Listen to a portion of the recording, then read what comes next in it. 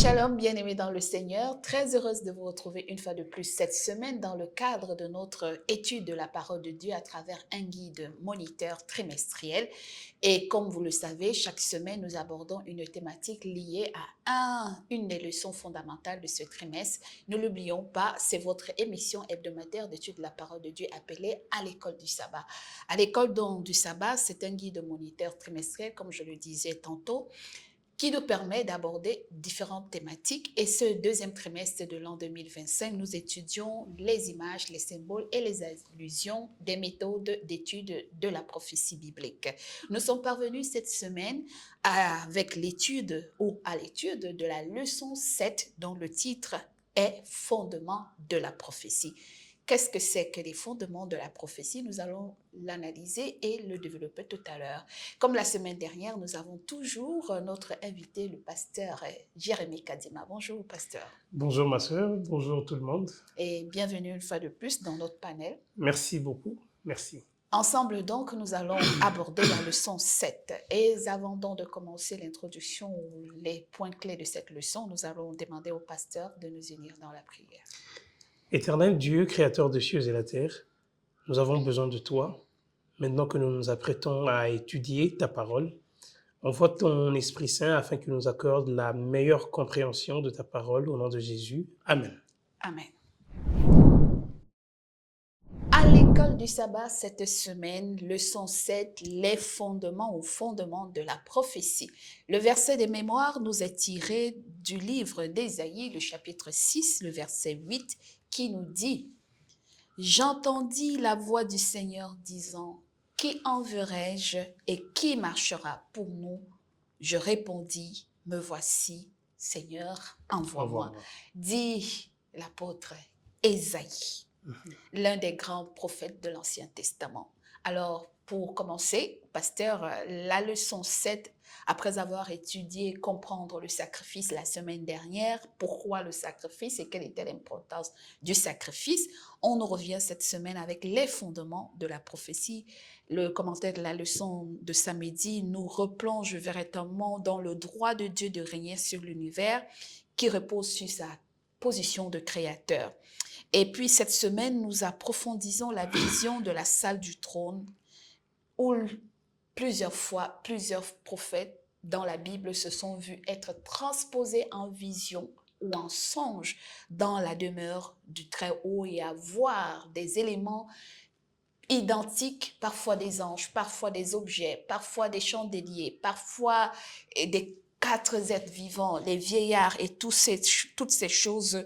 Et cette semaine, nous voulons comprendre même le fondement de ces éléments dans le décryptage de la prophétie.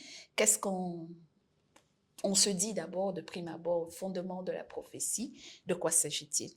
Oui, le fondement de la prophétie ou les fondements de la prophétie, parce qu'il y en a plusieurs, il faut comprendre que nous partons d'un monde qui est déchu, et on voit un Dieu aimant qui initie un processus de restauration.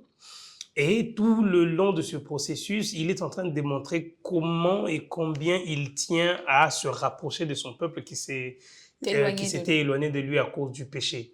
Et c'est pourquoi, plusieurs fois, il ramène ces hommes, les échantillons de ces hommes, en se rapprochant de lui, et il voit des signes, des symboles, des illustrations, des images, qui ont tous un sens très bien fondé, des significations bien précises que nous allons voir même dans la suite concernant l'accomplissement du plan de la rédemption. Très bien. Donc, le tout repose en fait sur des vérités qui reposent sur l'accomplissement du plan de salut pour l'humanité au travers des âges.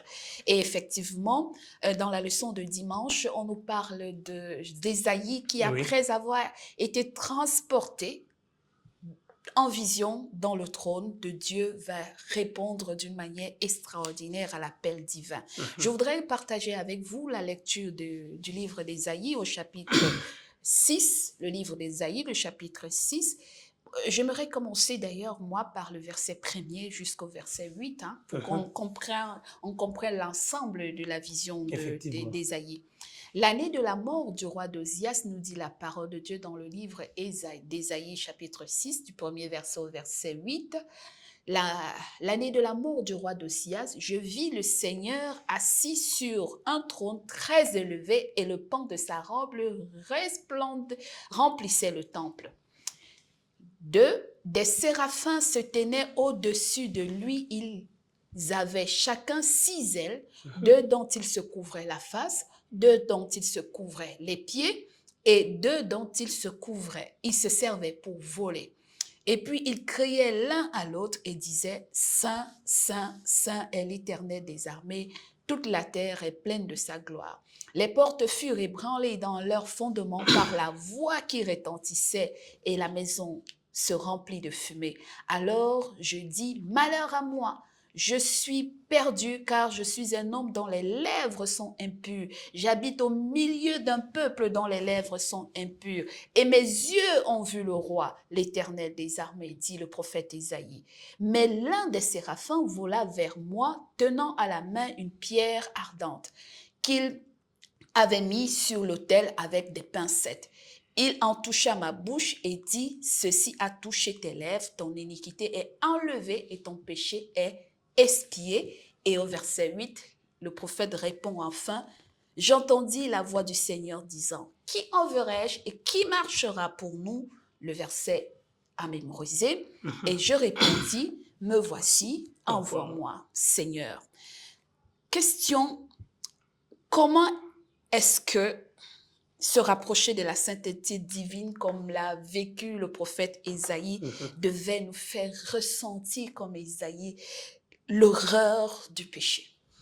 Oui, j'aime beaucoup l'explanation du prophète quand il dit « Malheur à moi, mes yeux ont vu l'Éternel ». Et je vais donner une illustration que j'ai beaucoup aimée en lisant la leçon de cette semaine. Il y a une église qui voulait renouveler les carreaux de son église. Et avant de se lancer, elle s'est dit non, nous allons retravailler d'abord la lumière. Alors, ils ont procédé au remplacement de la lumière, les plafonds, et c'était très intéressant. Et quand ils ont allumé les lumières, la situation était pire qu'auparavant. Ouais. Pourquoi? Parce que la lumière a pour particularité de révéler les détails sur les imperfections de la construction. Et donc, lorsque le prophète Ésaïe voit en vision, parce que le contexte de l'entrée en scène du prophète Ésaïe, on le rapproche à la mort d'Osias. Osias, c'était un roi qui avait restauré la théocratie, qui avait ramené la nation, le peuple d'Israël, vers l'adoration du véritable Dieu. Et maintenant, là, les gens se posaient la question de savoir, mais ce roi est parti, à quoi ressemblera l'avenir? Comment sera le futur? C'est dans ce contexte-là que Dieu appelle maintenant le prophète Ésaïe et lui révèle tout ce qui est révélé. Mais ce qui est très intéressant, c'est la lumière de Dieu, lorsque nous nous rapprochons de lui, elle dévoile toutes nos imperfections.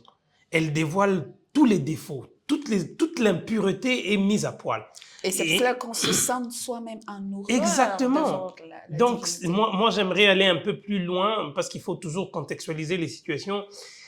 Aujourd'hui, on a une particularité quand on se tient à l'église, on dit même qu'on est au temple, même si la notion de temple est déjà expirée là. Et on se sent tellement confortable quand on est en présence de Dieu, c'est très dangereux. La présence de Dieu, jusqu'à ce que le péché soit éliminé, sert à dévoiler, à mettre au clair les imperfections des hommes. Et c'est ça qui pousse le prophète à s'exclamer, à se crier. Parce qu'on voit la même attitude avec Jean quand il entre en vision, il se sent indigne. Oui. On voit la même attitude avec Daniel qui se prosterne et se sent indigne. Que ce soit Ézéchiel, tous ceux qui se sont rapprochés de Dieu ont ressenti le côté imparfait de l'humanité. Contrairement à nous aujourd'hui qui nous pensons que quand on a triomphé d'une faiblesse ou d'un péché, nous devenons les accusateurs de nos autres frères qui semblent encore être petits. On voit que non, nous on a grandi. Donc il y a une espèce d'orgueil qui vient en nous au lieu de nous ressentir faibles. Et parce qu'au fait, ressentir cette faiblesse et cette imperfection provoque en nous le besoin d'un sauveur. C'est Exactement. au fait ça l'objectif lorsque Dieu est en train de rapprocher tous ces hommes vis-à-vis de son trône. Parce que plusieurs fois, nous allons lire dans cette leçon combien Dieu parle de son peuple autour de son trône. Et donc, le besoin, lorsque le prophète, vous voyez, le prophète Ésaïe s'exclame, il reconnaît sa faiblesse et son infériorité, et que le chérubin vole À son à son secours, secours et le purifie avec la avec la pierre pierre précieuse précieuse, tirée de l'autel, de prière, de sacrifice. Et c'est dans ce moment-là que Ésaïe se dit, ah, maintenant je peux aller. Il répond, il dit, me voici, voici, maintenant je peux servir, maintenant je peux être utile. un peu comme pour dire qu'en fait, l'acte de purification ou de sanctification ne vient pas de nous, Non, mais non, non, elle non, vient toujours de de Dieu. Dieu. Et c'est Dieu qui nous rend. Mais comment alors savoir si nous avons été pardonnés effectivement? Comment ressentir que lorsque j'ai soumis mon péché à Dieu, je suis pardonnée parce qu'aujourd'hui, les gens ont développé encore une autre forme, la confession publique ou la confession des péchés vers un homme, un prêtre, un prélat, où on vous demande de faire la confession publique de vos péchés pour s'assurer que vous êtes pardonné. Est-ce que c'est vraiment ça, la contrition pour demander pardon et être sûr que j'ai reçu le pardon de Dieu? Comment on ressent cette Non, mais déjà, purification? le problème sur le pardon, c'est un acte de foi qu'il faut accepter du plus profond de son cœur après avoir reconnu ses erreurs, reconnu ses faiblesses et son état d'imperfection. Et comme je disais tantôt, que c'est en reconnaissance de cet état que le besoin d'un sauveur naît en nous. Et vous voyez, quand l'ange s'approche, quand le séraphin se rapproche de lui, avec un acte de purification, bon là on voit symboliquement une pierre qui a été Un prise charbon, oui. voilà un charbon, et qu'on place sur ses lèvres, et le chérubin qui lui dit, c'est cette pierre a touché ta bouche, tu es purifié, et Tes donc, lèvres sont purifiées pour témoigner désormais. exactement, pour témoigner maintenant ce qui suivra par après. Donc, recevoir le pardon n'a pas besoin d'un rituel spécifique Il n'y en a pas, ça n'existe ou pas, automatiquement d'une confession publique. ça n'existe pas, C'est une question de soi avec Dieu. exactement. Je me sens impure, je confesse, je me Mhm. répands et je demande à Dieu la force d'abandonner. Et ayez la foi pour croire qu'il vous a Qui pardonné. nous a pardonné et ainsi on avance sans garder en soi-même la culpabilité. La culpabilité, Et alors, effectivement. justement, quand on est donc prêt à avancer, dans la leçon de lundi, on nous parle de chérubins. Mais dans le jardin d'Éden, on Mhm. nous invoque une situation qui s'est passée lorsque l'homme a péché. Dieu a chassé Adam et Ève du jardin et il a mis à l'entrée du jardin deux chérubins protecteurs. Mhm. Et comment comprendre le symbolisme de cette façon toujours? Maintenant, Dieu fait entrer en scène toujours un Mhm. ange. Là-bas, on était avec les séraphins. Maintenant, on parle de chérubins. Exact. Euh, Oui, effectivement, les chérubins, après la chute De nos dans le premiers jardin parents. de nos premiers parents, Dieu a placé les chérubins protecteurs. Le terme utilisé, c'est chérubins Chérubins. protecteurs. Et même quand vous revenez dans la notion du sanctuaire, on voit comment Dieu est en train de décrire le rôle et la position que les chérubins occupent. Il dit à Moïse, sur les propitiatoires, tu vas placer deux chérubins qui se regardent, les ailes se couvrant Leur eux-mêmes, visage, et oui. puis les autres ailes couvrant le propitiatoire. Donc vous voyez que les chérubins sont les êtres les plus proches de Dieu. Parce que il sert de la protection du témoignage même de Dieu lui-même. Et maintenant ici, on présente les chérubins, on les place à l'entrée du jardin d'Éden et ils sont en train de faire flotter des épées flamboyantes, vous voyez. Ici, j'aimerais insister par un fait, c'est que les chérubins ne sont pas des guerriers qu'on vient mettre contre nous pour nous priver de la présence de Dieu. Non, non. Lorsque l'homme a péché, Dieu dit, voilà, l'homme est devenu comme nous, en connaissance du bien et du mal. Empêchons-le maintenant de continuer à manger de l'arbre de vie, de telle sorte qu'il demeure et qu'il soit comme nous. Et c'est comme ça que Dieu est en train de préserver l'œuvre qu'il avait accomplie. Il le garde afin qu'elle ne soit pas entachée par le péché. Les chérubins, ce ne sont pas des méchantes créatures qui viennent nous empêcher, ils vont nous tuer si on... Non, non, non. Et puis on verra plus loin que c'est symbolique aussi, même quand on parle de chérubins. Et on verra comment est-ce qu'on va les détailler de plus en plus. Et donc, ce qui veut faire nous comprendre dans dans ce symbolisme que les anges ont un rôle et une place prépondérante dans la connexion entre le Les divin hommes, et les hommes. exactement. Et donc, cette connexion peut être parfois une connexion de rapprochement, parfois une connexion pour nous permettre de savoir qu'il y a des limites avant de franchir le trône de Dieu. Et puis là, j'aimerais rajouter un détail. Quand j'insiste sur le rôle, parce que quand vous lisez ces écrits, on a une connotation un peu effrayante de... Vous voyez, je vais vous donner un cas. Dieu est en train de préserver le jardin parce que c'est une œuvre qu'il a accomplie, des délices qu'il a accordées à ses créatures qu'il aime bien. Et lorsqu'il l'homme pêche, il les chasse du jardin, il préserve. En fait, même chasser là, ce n'est pas un acte qui est sans amour. Dieu a préservé le jardin pour nous. Un jour viendra, lorsqu'il restaurera toutes choses, nous réaccéderons dans ce même jardin. En sa présence. Et qu'est-ce qui se passe là-bas? Vous voyez, quand vous péchez, vous continuez à manger de l'arbre de vie, vous continuez de vivre. Vous devenez un pécheur immortel et vous vivez éternellement. Et le péché a provoqué des conséquences néfastes dans le monde. Je vous donne un cas. Moi, j'ai perdu ma mère, elle souffrait du cancer. Ceux qui ont souffert du cancer ou qui ont vécu avec ceux qui ont souffert du cancer ou qui vivent avec ceux qui souffrent du cancer, vous remarquerez que c'est une maladie douloureuse. Mais elle est incurable malheureusement. Imaginez maintenant que vous êtes dans le péché avec les conséquences du péché telles que la maladie du cancer. Vous souffrez, il n'y a pas de remède et vous devez vivre éternellement avec.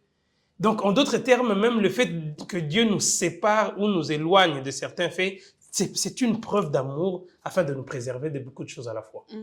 Mardi, comme les charbons ardents, nous voyons cette fois-ci, c'est le prophète Ézéchiel qui entre en vision, où il voit effectivement Dieu, son trône, et puis on nous décrit surtout 4 animaux ou 4 êtres vivants avec des spécificités particulières. On nous dit que les 4 êtres vivants dans le récit d'Ézéchiel au chapitre 1 du verset 4 à 14, qu'ils avaient tous des 4 faces.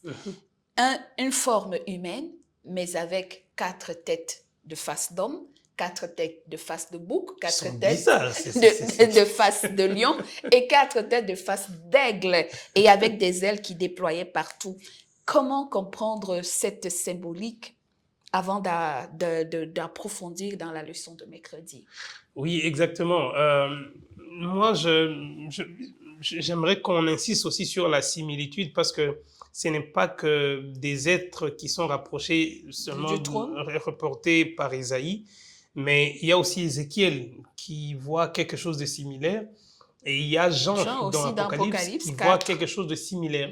Donc, de l'autre côté, on a Ézéchiel qui voit les séraphins. On a Ésaïe, lui, qui voit... Non, c'est Isaïe qui voit les séraphins. Ésaïe voit les séraphins. Ézéchiel voit les chérubins. Ézéchiel qui voit les chérubins. Les chérubins, là, on les appelle... les 4 êtres vivants. Exactement. Jean, lui, il voit maintenant les 4 êtres vivants. Et toutes ces créatures jouent un seul rôle, un rôle unique. C'est qu'ils témoignent et déclarent la perfection et la sainteté de Dieu sur la création tout entière. Donc, c'est comme si tous ces symboles et toutes ces représentations ne convergeaient que sur un seul objectif à la fois. Et c'est ce que ces personnes voient, les 3 différentes personnes voient, et ça démontre la gloire et la splendeur que revêt Dieu en même temps. Et de l'autre côté, vous voyez, quand on parle des représentations, on voit l'homme, on voit le bœuf. On y arrive tout à l'heure. Exactement. On y arrive tout à l'heure, mais je voudrais finir cette journée de mardi avec ce petit commentaire de la fin qui nous dit « Chaque fois que nous voyons le trône de Dieu, que ce soit dans l'arche de l'Alliance typique qui servait de lieu de rencontre entre Dieu et Moïse ou dans les visions saisissantes des prophètes, les chérubins sont toujours présents. Ils sont intimement liés au trône de Dieu, toutes les créatures de Dieu ont été conçues pour refléter sa gloire, comme disait le pasteur, Mhm. et qu'il s'agisse de la race humaine faite à son image ou des êtres angéliques placés immédiatement à côté de son trône glorieux. Et nous allons revenir justement à la leçon de jeudi qui nous a fait comprendre que parce que c'est des êtres très proches du trône divin, Lucifer en était un parmi. Nous reviendrons sur Lucifer. Dans la journée de mercredi, il y a une allusion des symboles, des images très fortes. Et j'ai été longuement impressionné par cette texture qui nous a été révélée par le chercheur Carl. Friedrich. Voilà, Carl Friedrich, qui nous a démontré que dans la tradition rabbinique, le livre de Nombre nous donne Nombre chapitre 2, il faut le préciser, nous donne la description de la positionnement, de l'emplacement des tribus d'Israël dans le camp. Alors, Dieu avait demandé à Moïse de placer le tabernacle avec l'arche de l'Alliance au milieu du campement. Et alors, autour de l'arche et du tabernacle, les différentes 12 tribus d'Israël devaient être positionnées, mais pas de manière hasardeuse. On nous dit que dans la partie S, dans Nombre chapitre 2, le verset 3, c'était Juda, le porte-étendard de 3 tribus annexées, Issachar et Zabulon. Et selon la tradition rabbinique, telle que nous l'a dit Carl, c'est que le porte-étendard de l'image de Juda était le lion. Exact. Et souvenons-nous qu'effectivement, dans le livre d'Apocalypse, on nous parle le lion de la tribu de Juda. Dans Nombre chapitre 2, le verset 10, on nous dit au sud, c'était Ruben, et dans le porte-étendard de l'image, c'était la figure d'homme. Avec sa suite Siméon et Gad comme tribu. Et dans Nombre 2, 18, c'était l'ouest. Donc, à l'ouest, c'était la tribu d'Éphraïm. Donc, l'image et les porte-étendards étaient la figure de bœuf. Et à sa suite, Manassé et Benjamin. Et puis, dans le Nombre 2, 25, au nord, nous avions la tribu de Dan. Donc, les porte-étendards et l'image, c'est l'aigle avec la tribu d'Azer et de Nephtali. Comment comprendre ce symbolisme, ces allusions de lion, d'image, de bœuf et d'aigle dans le positionnement et du campement du peuple d'Israël à cette époque? Ok. Vous avez déjà évoqué bon nombre de détails qui vont nous permettre de très bien comprendre ce que nous sous-entendons quand on parle des les quatre êtres vivants à la fois. Vous voyez, il ne faut pas perdre de vue qu'au début, la leçon de cette semaine parle les fondements de la prophétie. Et nous sommes en train de décrypter les symboles, ce que signifient certaines images, qui sont rapprochées dans les prophéties.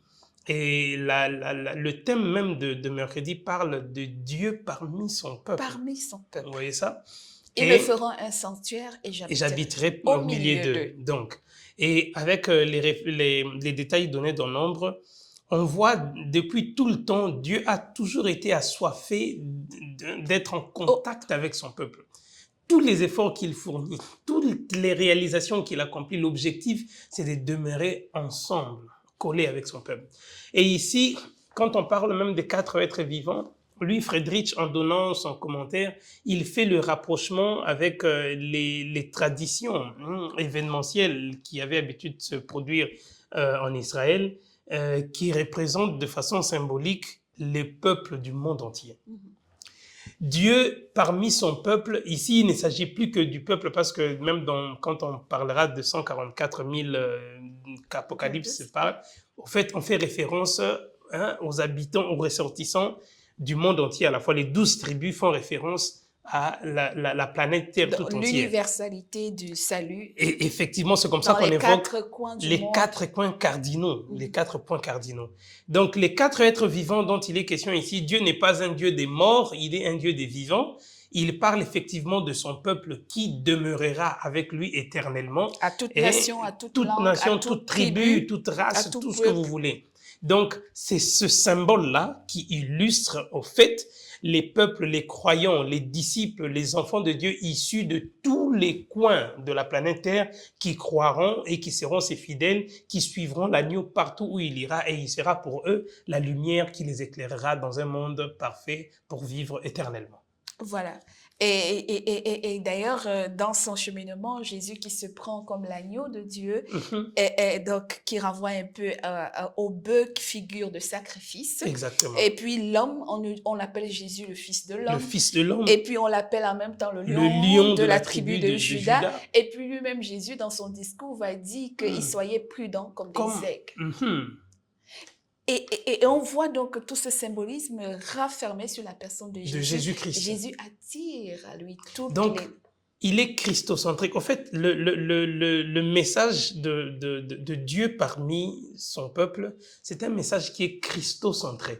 Vous voyez? Et on voit, parce que l'aigle, c'est aussi la rapidité, c'est aussi le fait de voir beaucoup plus loin, la projection, la Le bœuf, c'est planification, aussi l'endurance, la l'endurance, persévérance, l'efficacité. la Et persévérance. le lion, on voit la puissance, on voit la démonstration. Et dans cette leçon des fondements de la prophétie, les hommes de Dieu ont vu toutes ces choses quand ils se sont rapprochés de la salle du trône de Dieu. Ils ont vu la révélation ou la manifestation de Dieu dans tous ses états à la fois, qui s'est effectivement accompli à travers l'œuvre de la croix avec le Christ.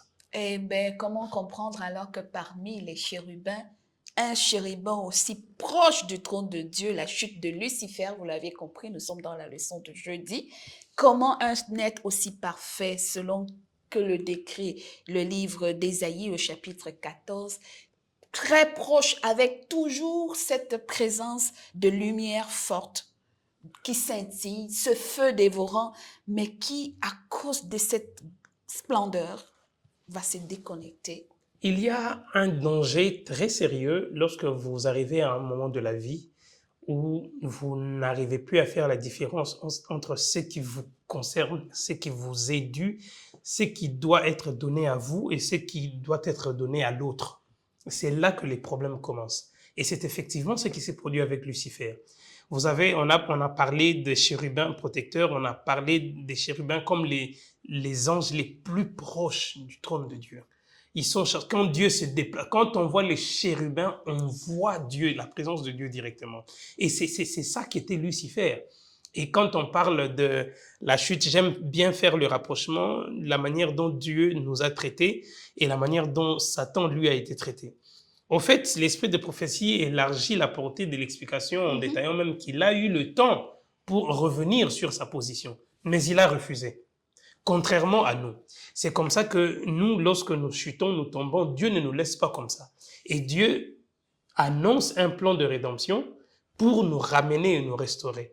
Ce qui a été donné à Lucifer, ce que Lucifer a voulu obtenir par lui-même, Dieu nous l'a donné gratuitement et de façon aisée. Et ça, c'est quelque chose de très important parce que lorsqu'il s'est glorifié par lui-même, il s'est dit qu'il n'avait pas plus de gloire qu'il fallait. Il fallait s'en accaparer par lui-même. Bon, il a voulu se faire l'égal de Dieu. Dieu nous crée, il fait de nous sa ressemblance et son image. Bon, il a été dans le jardin, parce que Ésaïe, ici, il dit que tu étais en Éden. Ouais. Hein, tu étais en Éden et nous, même quand nous étions et que nous avions échoué, Dieu a préservé Éden et nous promet de nous la restaurer par après. Donc, on voit la démonstration de l'amour de Dieu vis-à-vis de nous, les êtres humains. Et malheur à lui, parce que si j'étais chérubin protecteur, et vous savez, à la fin, parce qu'on parle de Dieu parmi son peuple et que nous vivrons éternellement avec lui, nous allons occuper la place que lui a échoué, qu'il a rejetée, perdu avec ceux qui l'ont suivi et dans tous sa ces rébellion. anges qui ont travaillé avec lui. Donc, nous avons ici, je dirais, une opportunité qui nous est offerte de combler un vide dans le ciel. Il y a des vides au ciel. Et nous devons militer, nous devons travailler. Je veux être ce chérubin protecteur Voilà. parce que je vais être autour du trône de Dieu. Je vais être au milieu, qu'il soit au milieu de nous et que nous puissions, quand on nous voit, on voit sa présence directement. Et c'est d'autant plus essentiel pour nous de savoir que justement, parfois, les postes les plus élevés, les plus stratégiques nous poussent toujours à un certain orgueil qui finit par parfois nous perdre.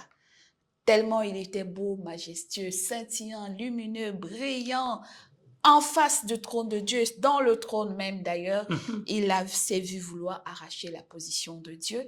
Et Mhm. voilà comment, dans cette quête de vouloir être semblable ou égal à Dieu, il s'est retrouvé destitué de sa position, Mhm. chassé. D'ailleurs, dans le livre d'Apocalypse, chapitre 12, on nous dit qu'il y a eu guerre dans le ciel. Mhm. Michel et ses anges combattirent, mais le dragon, parce que Ne quand il furent a pas le plus fort. pris la forme de la rébellion, Lucifer, il n'est plus resté Lucifer, il est devenu Satan, le Satan, le diable. diable, le dragon, Le le serpent dragon, le ancien, serpent ancien, l'usurpateur, Mhm. le menteur, donc l'accusateur. l'accusateur. Ce qui fait que, chassé donc du ciel, Dieu a eu, comme l'a dit la leçon de vendredi, réflexion avancée, c'est que le scénario inverse se produit. Exact. Comme il a été chassé, lui et le tiers d'anges qui l'ont suivi dans sa rébellion, c'est comme ça que Jésus est venu, après avoir sauvé, il a amené les prémices de l'œuvre de sa rédemption au ciel.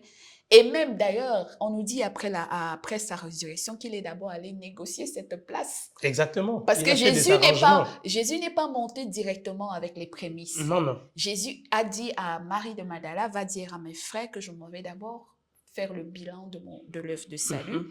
Et quand il a fait ce bilan, c'est à ce moment qu'il a eu l'approbation de Dieu de venir chercher les prémices de son œuvre. Effectivement, et vous savez, en parlant des prémices, après qu'il soit ressuscité des morts, on a évoqué bien évidemment le cas des 24 vieillards, vous voyez, parce que Jean est en train de voir dans le ciel, il voit 24 trônes, et sur ce trône, 24 vieillards sont assis, et ils avaient des couronnes. Et face à l'ancien de jour, il y a une nuance que j'aimerais mentionner là-bas, c'est que le terme grec pour les couronnes que les 24 vieillards étaient en train d'enlever, ça se traduit par... donc c'est comme le trône avec une terminologie qui fait référence à ceux qui ont vaincu, qui ont combattu et qui ont vaincu. Et le trône de Dieu, la couronne de Dieu, lui, c'est une couronne de gloire. Dieu tire gloire de la victoire que nous emportons par après. Et ces 24 vieillards sont un symbolisme de ces êtres humains, de ces prémices qui existent depuis lors jusqu'à maintenant, et nous le verrons même lorsque le dernier jour arrivera. Donc, vendredi nous dit donc que nous serons parmi les rachetés si nous gardons notre foi et notre connexion au sacrifice et au salut qui nous a été offert par Jésus-Christ. Il nous revêtira de ses robes blanches et il nous prendra et nous serons transportés dans les nuées pour aller prendre les places qui ont été abandonnées par Lucifer et les anges qui ont péché, et nous serons continuellement en présence de Dieu éternellement, comme il le dit dans le livre d'Apocalypse, chapitre 20, 21, où on nous parle du nouveau ciel et de nouvelle terre, et même du millénium. Voilà donc, mesdames et messieurs, avec ces paroles que nous achevons cette leçon de cette semaine sur les fondements prophétiques. Vous comprenez donc l'enjeu de la prophétie telle que révélée, c'est que Dieu veut nous restaurer et nous ramener dans l'Éden perdu. Il veut nous amener dans son royaume. Sommes-nous prêts à y accéder? Mais de quelle manière? Reconnaissons d'abord que nous sommes des pécheurs qui ont besoin d'un sauveur. Et parce que ce besoin est pour nous, Jésus-Christ en a payé le prix. Acceptons le Christ et donnons-lui une place pour qu'il nous transporte dans cette félicité. Nous allons donc prier avec le pasteur Jean. Seigneur, nous te disons merci parce que tu as été avec nous durant toute cette séance d'étude de ta parole. Permets à ce que ton esprit puisse apporter plus de lumière selon la compréhension de cette étude pour que nous puissions comprendre que tu travailles pour notre bien et que tu fais tout concourir en notre faveur. Merci pour ces instants que tu nous as accordés. Nous te demandons toutes ces choses avec foi et humilité au nom de Jésus. Amen. Amen. Merci donc, si vous avez aimé, likez, partagez la vidéo et n'oubliez pas de vous abonner. Au revoir et à la semaine prochaine.